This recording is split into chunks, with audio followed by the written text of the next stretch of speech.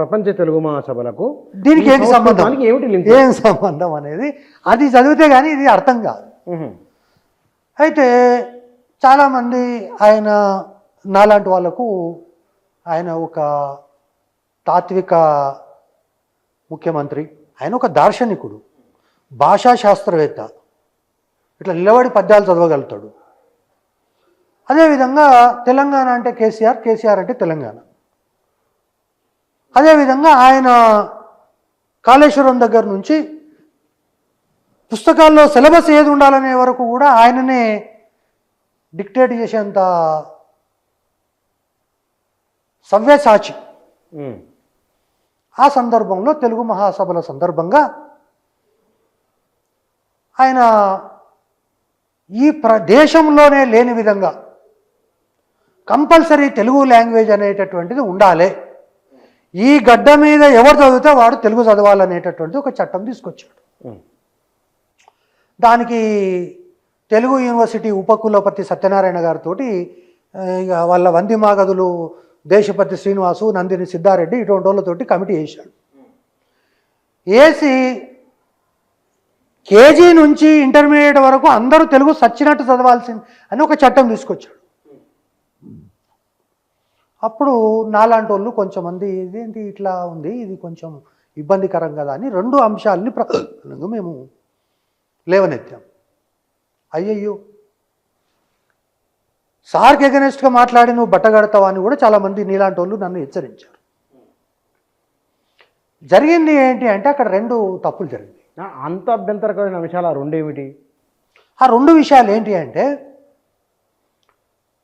హిందీలో మీరు కూడా హిందీ పుస్తకం చదివినప్పుడు హందేరే రాజా అని ఒక పాఠం ఉంటుంది. పాఠం ఆయన ఏనుగు పైన ఎక్కి పోతుంటాడు, ఆయనకేం బట్టలు ఉండవు, కానీ కింద ఉన్న వాళ్ళంతా అరే రాజు బట్టలు ఏమున్నాయి అది ఒకరికి అట్లా ఆ రాజును కీర్తించడం మొదలుపెట్టారు. అరే నేనన్నా రాజుకు బట్టలే లేవు కదా అని అన్న పాపానికి నన్ను తర్వాత ఏం చేశారో మీకు తెలుసు, అది దాని గురించి మనం చర్చపోవాల్సిన అవసరం లేదు. ఇక్కడ 2 విషయాలు తప్పు చేశారు. ఒకటి ఏంటంటే, దేశవ్యాప్తంగా పంజాబ్ నుంచి మొట్టమొదట కంపల్సరీ లాంగ్వేజ్ను ఈ దేశంలో ప్రవేశపెట్టింది పంజాబ్. నిన్నటి వెస్ట్ బెంగాల్ వరకు ప్రతి దేశంలో ప్రతి రాష్ట్రంలో కూడా ఆ భాష అనేది కంపల్సరీగా నేర్చుకొని తీరాలే అనేది చట్టాలు చేశారు. అన్నీ కూడా మనం ఎట్లయితే చేసినామో వాళ్ళు కూడా చేశారు. కానీ అన్ని రాష్ట్రాల్లో కేవలం 10th క్లాస్ వరకు మాత్రమే చేశారు. కానీ అందరూ 10th వరకు చేసి మన రాజు కూడా 10th వరకు చేస్తే మనకేం గొప్ప ఉంటుంది, కాబట్టి ఇంటర్మీడియట్ వరకు చేద్దామని మొదటి తప్పు. రెండో తప్పు ఏం చేశారంటే, మీరు ఇటు మేడ్చల్ వైపు పోతే హైదరాబాదులో ముఖ్యంగా భారతీయ ఎలక్ట్రికల్స్ లిమిటెడ్ కావచ్చు, లేకపోతే హైదరాబాదులో పెద్ద ఎత్తున ఉన్నటువంటి మిలిటరీ షెల్టర్స్ కావచ్చు, లేదా ఏజీ ఆఫీస్ కావచ్చు, ఎల్ఐసీలు కావచ్చు, ఇటువంటి కేంద్ర ప్రభుత్వ సంస్థలు అనేకం ఉన్నాయి. హైదరాబాదును మినీ ఇండియా కూడా అంటారు. కాబట్టి ఇటువంటి వాళ్ళ కోసం కేంద్ర ప్రభుత్వం ఆలోచన చేసి సిబిఎస్ఈ స్కూల్స్ని పెట్టింది. సిబిఎస్ఈ ఐసిఎస్ఈ స్కూళ్ళల్లో కూడా దేశవ్యాప్తంగా ఉంటాయి. ముఖ్యంగా దేశ రాజధాని లేదా డిస్ట్రిక్ట్ హెడ్ క్వార్టర్స్లో ఈ ఐసిఎస్ఈ సిబిఎస్ఈ స్కూల్స్ మనలో ఎట్లయితే Jubilee hills public school, Hyderabad public school, Begumpet public school ఇట్లా కనిపిస్తాయి, అవి కనిపిస్తాయి. దాంట్లో ఈ 3 లాంగ్వేజ్ ఫార్ములా ఉండదు. ఎందుకంటే ఉదాహరణకు నేను ఏజీ ఆఫీసులో కర్ణాటకలో పనిచేసి 7వ తరగతి వరకు చదివినటువంటి మా పిల్లల్ని తీసుకొచ్చి ఇక్కడ వేసి 8వ తరగతి నుంచి కంపల్సరీ తెలుగు అంటే వాడు 7వ తరగతి వరకు ఆ ఏళ్ళు కూడా రావడానికి వాడికి తెలుగు కంపల్సరీ ఎట్లా చేయగలుగుతాం? చేయలేము కదా. కాబట్టి ప్రభుత్వము కేంద్ర ప్రభుత్వం ఏమి ఇచ్చింది అంటే ఈ సిబిఎస్ఈ స్కూళ్ళల్లో ఒక వెసులుబాటు ఇచ్చింది. ఎనీ 3 లాంగ్వేజెస్ నీకు వచ్చిన లాంగ్వేజ్ తీసుకో, కర్ణాటక నుంచి వచ్చినోడు కర్ణాటక తీసుకోండి, ఇటువంటి వెసులుబాటు ఇచ్చింది. 10th తర్వాత నీకు ఏ లాంగ్వేజ్ అవసరం లేదు. సిబిఎస్ఈ స్కూళ్ళల్లో 10th తర్వాత ఇంగ్లీష్ చదివితే చాలు. సెకండ్ లాంగ్వేజ్ తీసుకో, లేకపోతే భరతనాట్యం తీసుకో, లేకపోతే కార్పెంటర్ తీసుకో, ఇంకోటి ఏదైనా తీసుకోవచ్చు. ఇక్కడ రెండు విషయాలు తప్పు చేసిన ఏంటంటే ఈ సిబిఎస్ఈ స్కూళ్ళల్లో కూడా తెలంగాణలో సిబిఎస్ఈ స్కూల్ అంటే నువ్వు తెలుగు చదివి తీరాల్సిందే అని ఒక చట్టం తీసుకొచ్చారు. ఇప్పుడు కూడా ఆ చట్టం అమల్లో ఉంది. రెండవది ఏమన్నారు, ఇంటర్మీడియట్ వరకు కంపల్సరీ అంటారు. అప్పుడు వచ్చింది ఏంటంటే నేను 10th క్లాస్ వరకు నేను హైదరాబాద్ పబ్లిక్ స్కూల్లో చదివినా నాకు తెలుగు రాదు, ఒరిస్సాలో చదివినా నాకు తెలుగు రాదు, నేను కర్ణాటకలో చదివినా తెలుగు రాదు. సుమారు ప్రతి సంవత్సరము 38,000 మంది నుంచి 50,000 మంది వరకు వివిధ రాష్ట్రాల నుంచి వచ్చి హైదరాబాదులో ఇంటర్మీడియట్ చదువుతుంటారు. 38,000 మంది 38,000 మంది ఆ రోజు నేను రిపోర్ట్ ఇచ్చినటువంటి నాటికి. ఈరోజు ఇప్పుడు పెరిగినాయి, ఎందుకంటే ఎంసెట్ అనుకో, శ్రీ చైతన్య అనుకో, నారాయణ అనుకో, ఇటువంటి వివిధ రాష్ట్రాల వాళ్ళు ఎక్కువ ఒరిస్సా నుంచి కర్ణాటక నుంచి వస్తారు.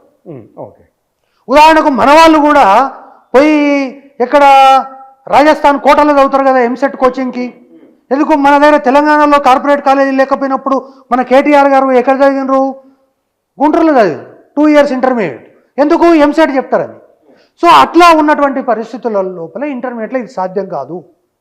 అదేవిధంగా 3వ తరగతి 4వ తరగతి అని దీనిపైన కోర్టు కేసులు రకరకాలైనటువంటి వస్తే అల్టిమేట్గా దేశవ్యాప్తంగా ఏమన్నారు అంటే కంపల్సరీ లాంగ్వేజ్ అనేటటువంటిది మీ యొక్క స్కూల్స్లో ప్రవేశపెట్టండి తప్ప సిబిఎస్ఈ స్కూల్లో ప్రవేశపెట్టడం కానీ ఇంటర్మీడియట్లో ప్రవేశపెట్టడం కానీ కుదరదని చెప్పిన తర్వాత అన్ని రాష్ట్రాలు దీన్ని పాటిస్తుంది.